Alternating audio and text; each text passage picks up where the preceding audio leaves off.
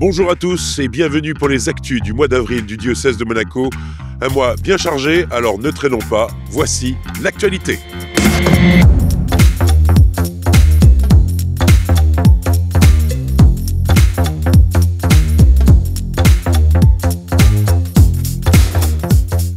Pour commencer, comme tous les ans, la kermesse de l'amitié de la paroisse du Sacré-Cœur a accueilli beaucoup de visiteurs avec des stands divers, habillements, livres, brocantes, pâtisseries maison et bien sûr la fameuse grande tombola.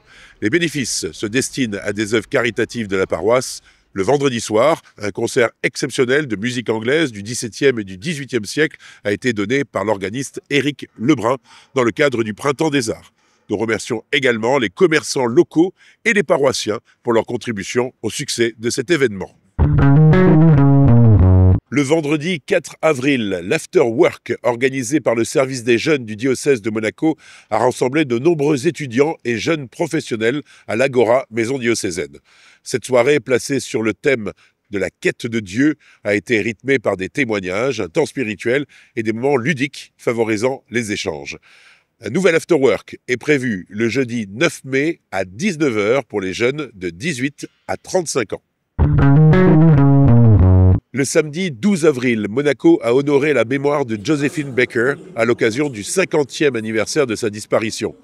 La journée a débuté par une messe commémorative en l'église Saint-Charles, suivie d'une cérémonie au cimetière de Monaco où repose l'artiste. Le prince Albert II, accompagné des membres de la famille Baker, a déposé une gerbe sur sa tombe. La soprano Nathalie Nico a interprété des chansons emblématiques de l'artiste. Cet hommage a souligné les liens profonds entre Josephine Baker et la principauté, notamment grâce au soutien de la princesse Grace dans les dernières années de sa vie.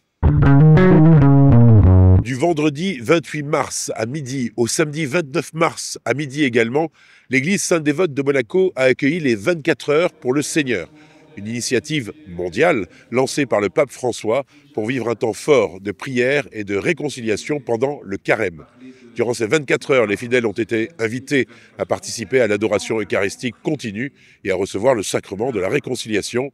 L'événement s'est conclu le samedi à midi par une messe de clôture présidée par notre archevêque, Monseigneur Dominique-Marie David. La Semaine Sainte 2025 à Monaco a rassemblé la communauté chrétienne autour des mystères de la Passion, de la mort et de la résurrection du Christ. Tout d'abord, le mardi saint, la messe chrismale a été célébrée à la cathédrale de Monaco, réunissant les prêtres du diocèse autour de leur archevêque pour la bénédiction des saintes huiles et le renouvellement des promesses sacerdotales. Le jeudi saint, la messe de la Seine a commémoré l'institution de l'Eucharistie et le lavement des pieds, rappelant le commandement de l'amour fraternel. Ces célébrations ont été suivies par des temps de prière dans les reposoirs de chaque paroisse. Le vendredi saint, les fidèles ont participé au chemin de croix dans la ville au départ de la place d'Armes jusqu'au parvis de la cathédrale en passant par la rampe Major et la place du Palais. Plus de 200 fidèles ont participé à ce temps de prière autour de la croix entre midi et demi et 13h30. Après l'office de la Passion de l'après-midi, 600 personnes se sont rassemblées dans la soirée sur le rocher de Monaco pour assister à la procession du Christ mort, perpétuant une tradition séculaire monégasque. Chevaliers, romains, chevaux, orchestre municipal, petits chanteurs de Monaco, maîtrise de la cathédrale et Christ gisant ont entouré l'archiconfrérie des pénitents de la Miséricorde, organisatrice de la manifestation, qui s'est conclue autour de l'archevêque et du clergé, dans la cathédrale, en prière et en confession. Le point culminant de cette semaine a été la veillée pascale du samedi saint, où 9 adultes ont reçu le sacrement du baptême. Enfin, le dimanche de Pâques, la messe de la résurrection a rassemblé dans toutes les églises beaucoup de fidèles pour célébrer la victoire de la vie sur la mort. Le lundi 14 avril, la cathédrale a accueilli un concert spirituel organisé par l'Orchestre Philharmonique de Monte-Carlo en collaboration avec le service de la culture du diocèse de Monaco. Sous la direction de Peter Stutz, l'orchestre a interprété la version orchestrale des 7 dernières paroles du Christ en croix de Joseph Haydn, une œuvre commandée en 1787 pour les offices du Vendredi Saint à Cadix. Cette composition a été ponctuée par la lecture d'extraits des méditations du cardinal Charles Jourdet, offrant ainsi un beau moment de réflexion spirituelle. Les 21 et 22 avril dernier, Fra John T. Dunlop, le grand maître de l'ordre souverain de Malte, a effectué une visite officielle en principauté de Monaco, reçue par le prince Albert II et la princesse Charlène.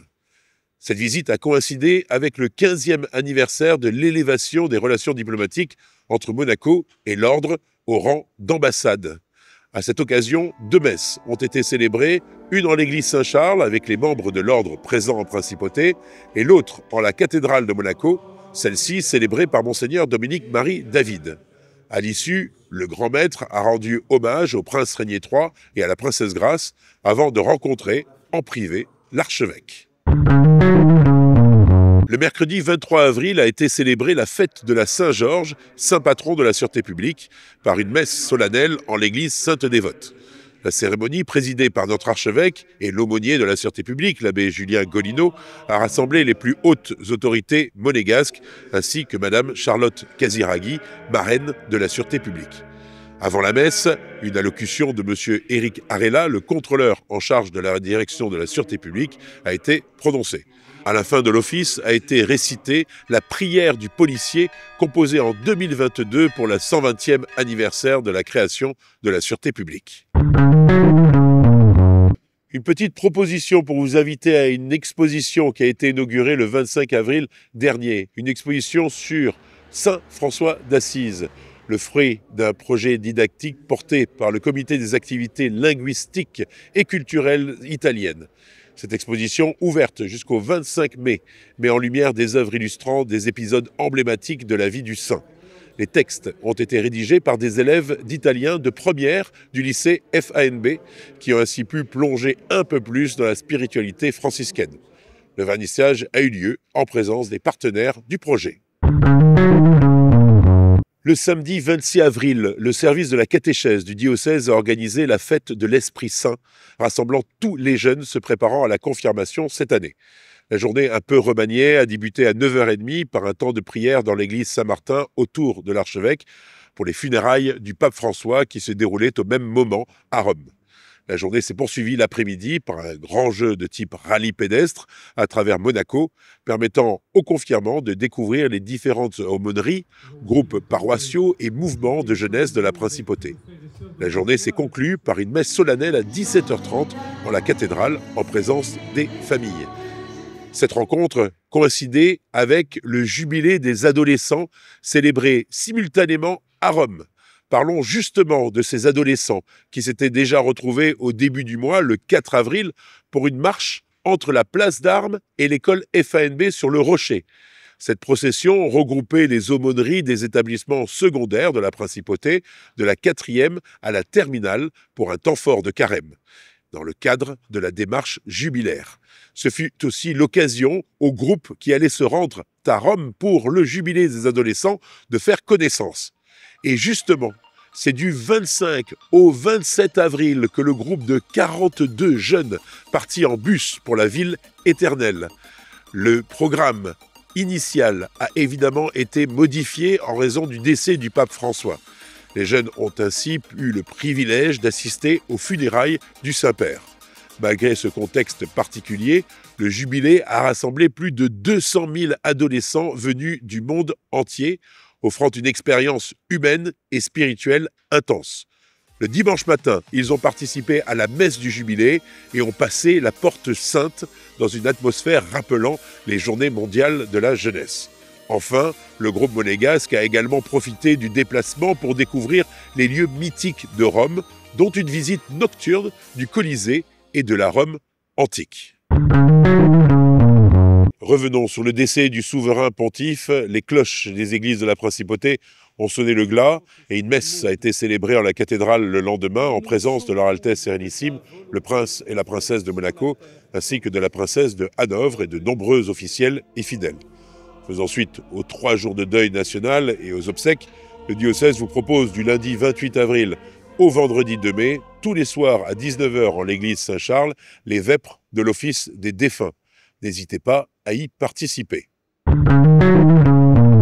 Une ordination est toujours une bonne nouvelle pour un diocèse et nous en avons vécu une ce week-end dernier, dimanche 27 avril, dans l'après-midi, en la cathédrale de Monaco, où Simon Hardis, Simon, est devenu diacre pour le diocèse de Monaco. Prions pour lui et pour sa mission et profitons-en aussi pour fêter un bon anniversaire à deux de ses collègues. En effet, Marc Duwels et Robert Ferrea ont célébré pour leur part leurs 20 ans de diaconat. Demandons au Seigneur que le diocèse puisse continuer à susciter de nombreuses vocations. Je vous rappelle que le 1er mai, le diocèse fera son traditionnel pèlerinage vers l'Aguet. L'accès est libre pour la messe de 11h. Les inscriptions sont cependant obligatoires pour le repas de midi. Vous pouvez le faire sur notre site diocèse.mc et nouveauté, maintenant payez directement votre prestation en ligne. Voilà, c'est tout pour ce mois d'avril, un peu particulier pour l'Église avec un E majuscule. Restons dans l'espérance et en prière pour ce conclave qui va s'ouvrir le 7 mai prochain. Je vous souhaite un très bon temps pascal et toujours un bon jubilé. Tout notre agenda et nos événements, spectacles, ciné-clubs, rencontres et autres sur notre site et surtout en vous abonnant à notre newsletter. Rendez-vous fin mai pour plus d'actualités. À bientôt.